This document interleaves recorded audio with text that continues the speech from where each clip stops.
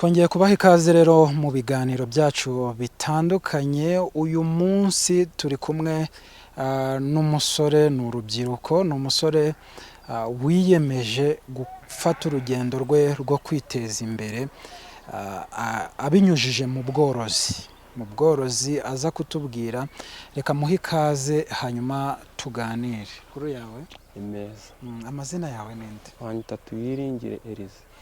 Elyse, ukora ubuhe bworozi? Kuki wiyemeje gutangira urwo rugendo? Nkora ubworozi bw'intama. Naje gusanga nyine ari ubworozi bwanteza imbere byihuse.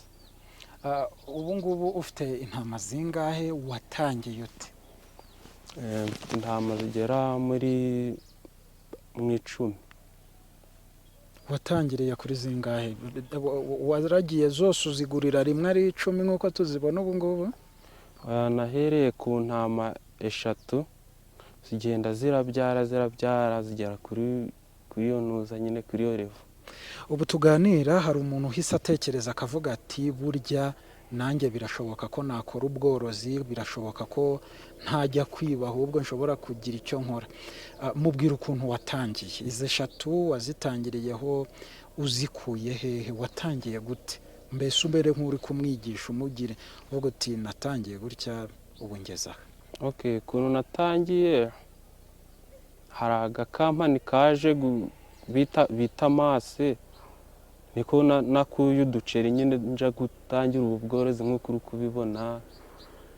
Nguramo intama 3, ziza kubyara guraguka ziba 10. Nuko nguko byagenze. Niba atari banga, uri mu kigero, ufite imyaka ingahe? Mfite imyaka 20. Ufite imyaka 20. Benshi mu rubyiruko bafite imyaka 20 iyo babonye agafaranga bagura icyuma, bagura urwagwa, bagasoma. Wowe muri ako gakampani wakoreragamo iyihe mirimo?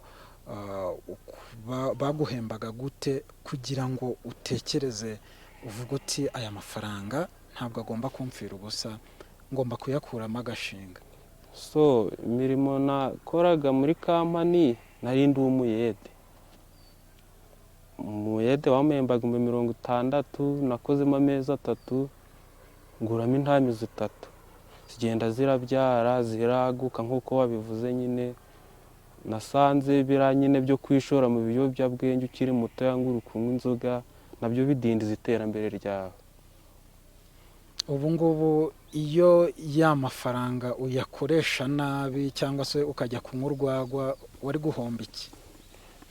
Ntari guhomba byinshi. Cambere nk'iyo wanyweye nka ziranzoga, uri wa muntu udashoboye kwikontorora, mbese wumva utameze neza bitewe wenda n'ibyo wishizemo.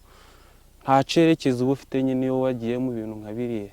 Nta cyerekezo uba ufite. Ariko ubu ngubu wowe ufite icyerekezo. Bya bihumbi 60 ubu turebye za ntama umaze kugira, ubu bigeze muri angahe? Bigeze nko mu bihumbi 100, nk'ijana havamo inka. Bivuze ngo wacunze neza ibihumbi byawe 60. Ubu ngubu uvuze uti ngiye kugura inka, wafata za ntama ukagura inka, nkazigurisha, nkagura inka, nkavunjamo inka. Niki wabwira urundi rubyiruko rushobora kuba rubona amafaranga rwita makeya rukayapfusha ubusa? Ikintu nabashishikariza ni uko nta mafaranga makeya abaho. Hariho n'ahantu nyine amafaranga twita makeya, 200, 300. Hari ukuntu waje mu makoperative ukabasha kwiteza imbere. Urubyiruko rwumve ko rushobora utabonye akazi ko mu biro, ushobora kugenda ukorora nk'uko mwabigenje. Birakunda kandi byakunda pe. Wenda dusoza, ni iki kindi wumva ntakubajije, wumva watangamo nk'ubutumwa cyane ku rubyiruko? Cyane ko abakurikirana ibiganiro byacu ni abantu benshi bize ubuhinzi n'ubworozi ndetse n'urubyiruko rukiri rutoya. Ni iki wabwira urubyiruko rukiri rutoya nk'umuntu wabashije kugira igitekerezo ukavuga uti reka ntangire norora? ikintu nabasha gushishikariza urubyiruko ni uko bakura amaboko mu mufuka bagakora, ya mafaranga bita ko ari makeya, nta mafaranga makeya abaho, yababyarira umusaruro nawe akaba bajya mu kigero ndimo. Murakoze cyane.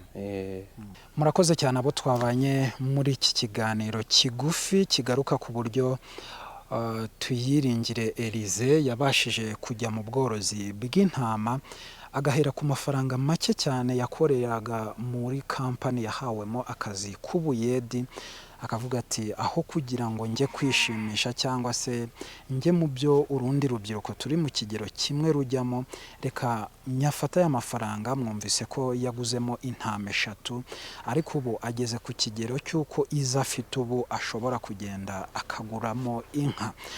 Wabyiyumviye rero, umuntu ahera kuri duke yafite akaba yazamuka gake gake, kandi ubworozi bw'intama nibwo bugiye kumuteza imbere kuko afite inzozi nyinshi imbere ye.